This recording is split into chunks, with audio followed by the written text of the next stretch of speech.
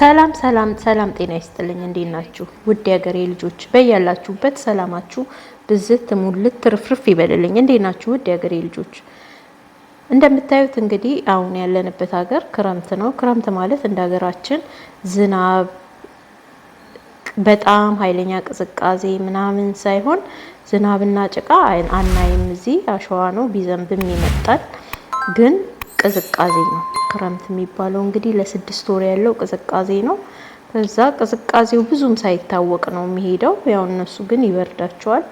እኔ ቅዝቃዜ ነው እንጂ ብርድ ይሄን ያህል እዚህ ሀገር ከመጣሁኝ እንትን አላልኩም። የዚህ ሀገር ክረምት ይባላል እንጂ የሚያቃጥለው ሙቀት ስለሄደ ነው እንጂ በተረፈ ይሄ ኖርማሉ የለም። እኛ ሀገር ልክ የጥቅምት አይነት አየር በቃ ልክ የጥቅምት አይነት አየር ነው። እና በዚህ አጋጣሚ ፀሐዩ ሲመጣ አሁን እነዚህ የተተከሉት በሙሉ ይደርቃሉ።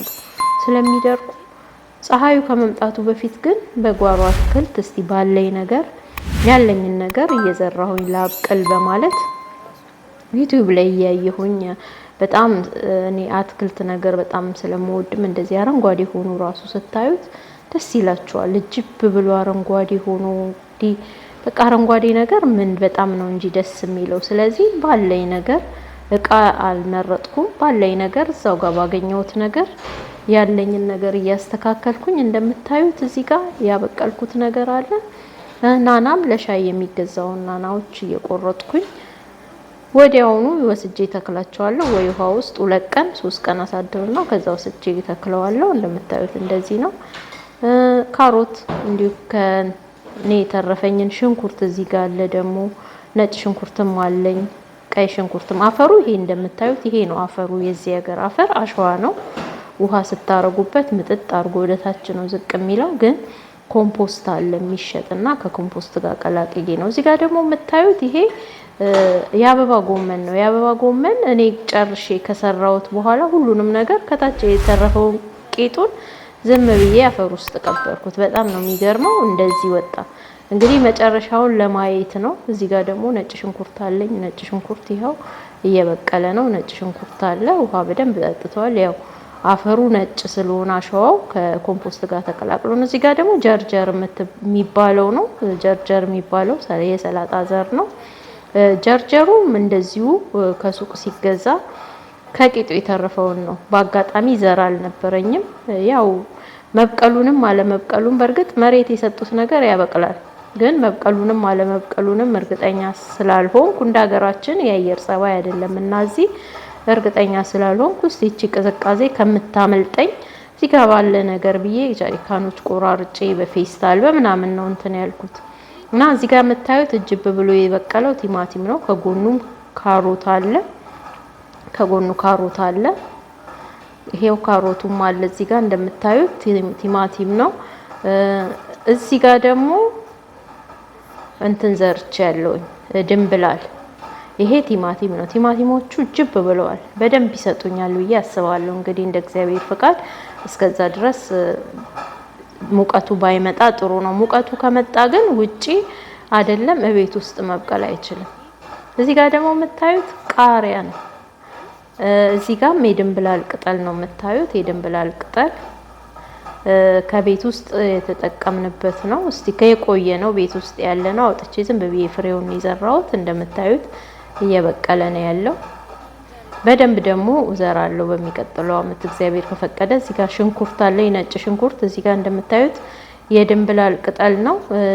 የጀርጀር ደግሞ ዘሩን አገኘውኝና ዘሩን ስላገኘውኝ ዘሩን ተክያለሁ። እንግዲህ ዘሩን ዘርቻለሁ እዚሁ ሽንኩርቱ አጠገብ። በዚህ አፈር ላይ ነው እንግዲህ የተዘራው። በዚህ አፈር ላይ ኮምፖስት ተጨምሮበታል። ኮምፖስት ተጨምሮ ነው።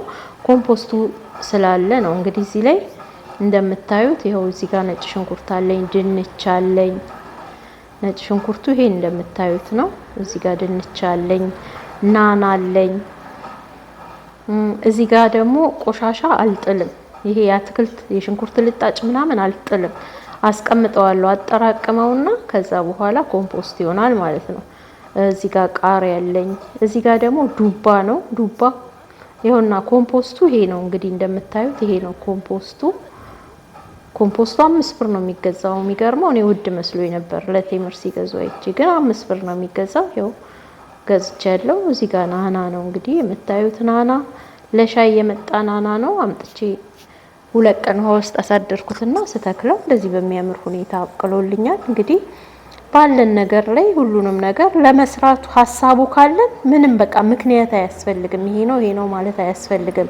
እዚህ ጋር ዋናው ምክንያቱ በጋ ላይ እዚህ ሀገር እቤት ጀምሬ ነበር። በጋ ላይ ጤና አዳምና ይሄ በጋ ላይ አይሆንም።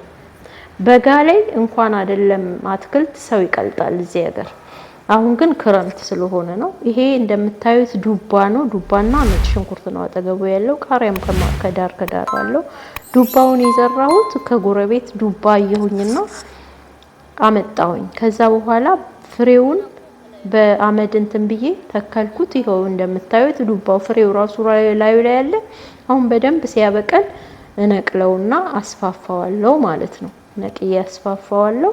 እንግዲህ አገራችን ደግሞ አስባችሁታል በእንደዚህ ይሄን ያህል ማብቀል ከተቻለ፣ በአረብ ሀገር ይሄን ያህል ማብቀል ከተቻለ አገራችን ደግሞ ባለን ቦታ አንጠቀምበትም። እውነት እንዲህ ስንሰራውና ስናየው ነው ለካ ይቻላል የምንለው እንጂ ስንሞክር አንዳንዴ መሞከር በጣም ጥሩ ነው።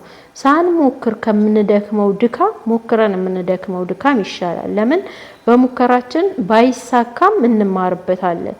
እና እኔ በጣም ተመችቶኛል። አሁን እዚህ ጋር እንደምታዩት ቲማቲም ነው።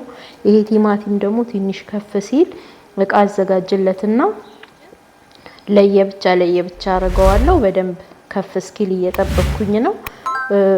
አሁን ቅዝቃዜ ስላለ በደንብ ነው በቃ እንትን የሚለው። ተመችቶታል፣ እንደምታዩት ተመችቶታል።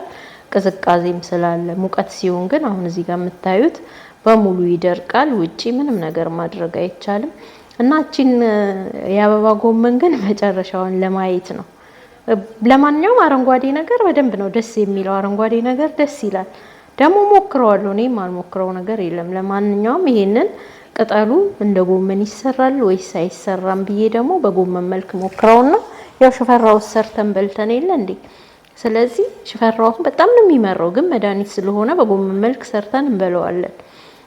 ጀርጀሩንም ደግሞ የተከልኩት ጀርጀር አለ። አሁን ይሄ ጀርጀር እዛ ጋር የዘራውት ጀርጀር ሲበቅል ይሄን ጀርጀር በሙሉ ነቅለውና እነዚህ እዚህ ጋር የምታዩትን እጅብ ብለው እንትን ያሉትን ወደዛ አስተላልፋለሁ ማለት ነው። ስለዚህ ለስራ ከተባለ ምንም በቃ ምክንያት ቦታ ምናምን መደርደር አያስፈልግም። በነበርንበት እዚሁ አሁን ባለን ነገር መጀመር መቻል አለብን። እኔ አሁን አጋጣሚ ቲክቶክ ላይ የግሌ የምትባል ልጅ አየሁኝና የግሌ ገበሬ ይላል የጓሮ አትክልት ከጀመረች እሷ ቆይታለች። እንግዲህ እሷን አይቼ ከጀመርኩ ነው አሁን እሷን አይቼ ከጀመርኩ ይሄው 1 ወር ሆነኝ ማለት ነው። በ1 ወር አልሞላኝም። በ20 ምናምን ቀን ውስጥ እንደዚህ በቅሏል ማለት ነው። በ20 ምናምን ቀን ውስጥ 1 ወር ሆኖኛል እንዴ? 1 ወር አልሆነኝም። ከሆነኝም ኦኬ እሺ 1 ወር ሆኖኛል። ግን በዚህ በ1 ወር ውስጥ እንደዚህ በቅሏል ማለት ነው።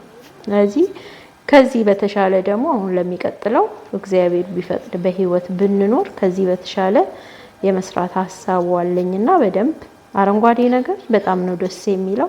አሁን በቃ ልክ እንዳይኔ ነው ወጥቼ ቁጭ ብዬ አየዋለሁ። እሱ ጋር ቁጭ እላለሁ። ምን እላለሁ። ከፍ ብሎ ደግሞ እንትን ሲል አስቡ አጠገቡን ቁጭ ብሎ ቡና መጠጣት ይኖራል ጠዋት ማለት ነው። እነዚህም ይተከላል። የማያኮርተው ሲሆን በዚህ በእንቁላል ዕቃ ይተከላል ማለት ነው።